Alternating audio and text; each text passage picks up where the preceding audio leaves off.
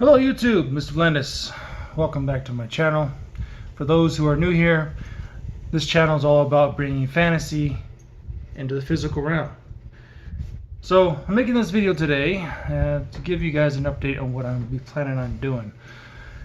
And I bought something I could not resist not to buy. For you notebook lovers out there, you know what it feels like. You see a beautiful notebook and you're like, I want it. Let me have it. So, I know it's nothing grandeur or grandiose. Anyway, but bought it off of Amazon. It was like 20 bucks. I like this. When I go to buy notebooks, it has to be a couple things.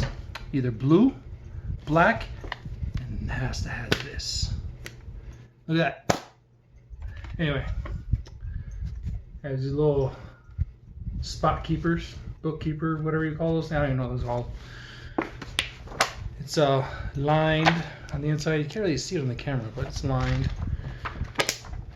I think on the description it says it has like 350 pages on it. So there's tons of writing potential right here. So I do plan on taking a trip here soon.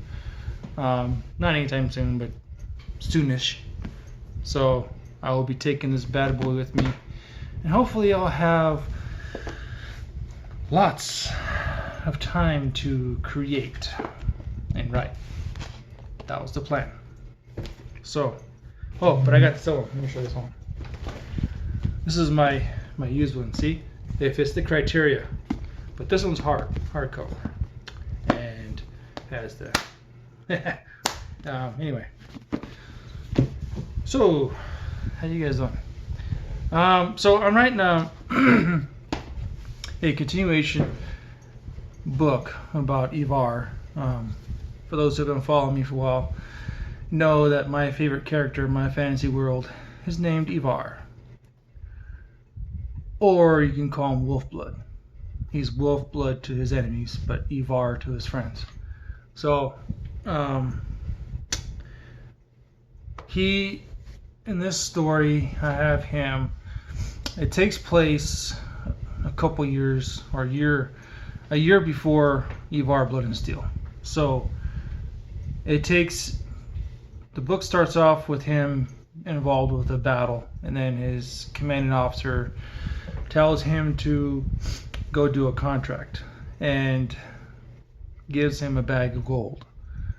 So Ivar is sent off to kill a target, and in the process he is taken into a underworld sort of thing where he meets a clan of vampires, and there's internal strife between the vampires, and he was paid by laced gold. So the vampires were, one faction of them was wanting to kill him, and one faction of the vampires was trying to use him to kill the other faction's leader. So on top of that, after Ivar does take care of the target he was supposed to take care of, the king of the Red Horde doesn't like the sect of Malenka. And the sect of Malenka, if you don't know my story, is the god of death and the grave. And they, in their faith, they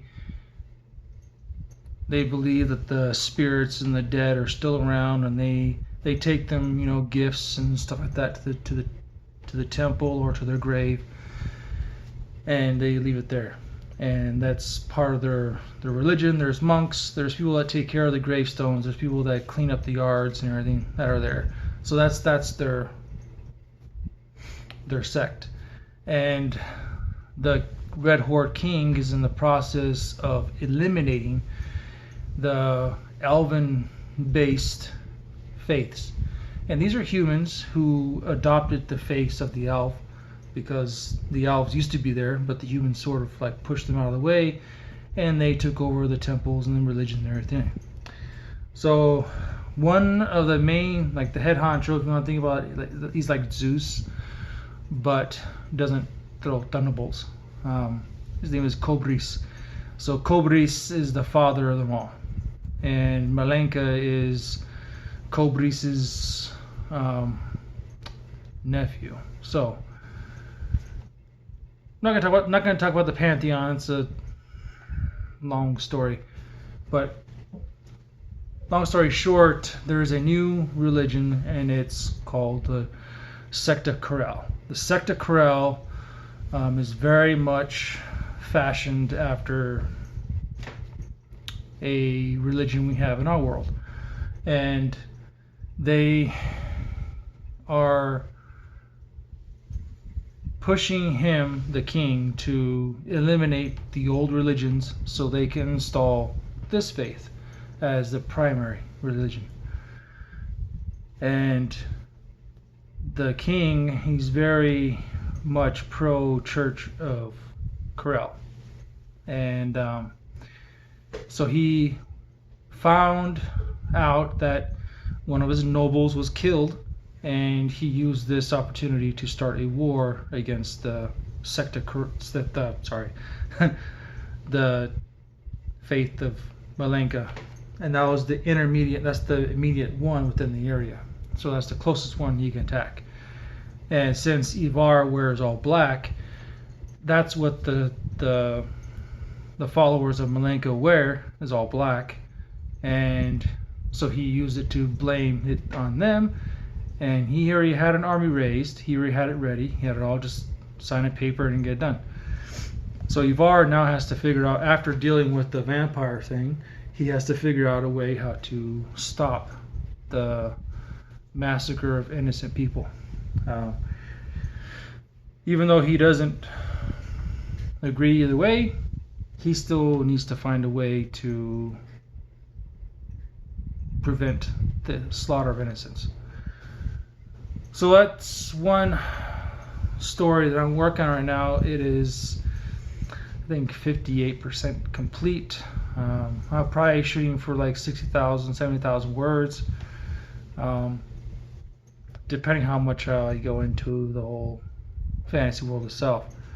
And then I'm working on a series that I want to start putting on Kindle Vella. If I start having enough time, I would like to, because in my fantasy world there's a set of crusades that happen, and it's before, I think, like 4,000 years before Ivar. I have to look again. And they are looking for a cure of a curse from the dragon, and so they want to be cured of this curse, and so they sent crusades out to go find the cure. And it created a kingdom, and also it destroys 3. So that's another story I'm working on. More detailed deals on that later on, and I will eventually start looking for a graphic artist to see if I can not get a cheap in quality, but cheap in price art drawn out for me. So those are my plans. Hopefully I can get those done and have more content for you guys. I know I've been absent, so I'm looking forward to coming back and plugging away. I mean, I've been working on this fantasy world for 20 years now, and I don't plan on quitting because it's too much of a love for me to write and create and make things. So I'm not giving up on it. I may take a break here once in a while, but I mean, in all relationships, you break up and fight and then get back together. So that's how it goes. But anyway, thank you guys for coming to my channel. Thanks for watching this video. I do appreciate it. Stay safe out there, and as always, stay being creative.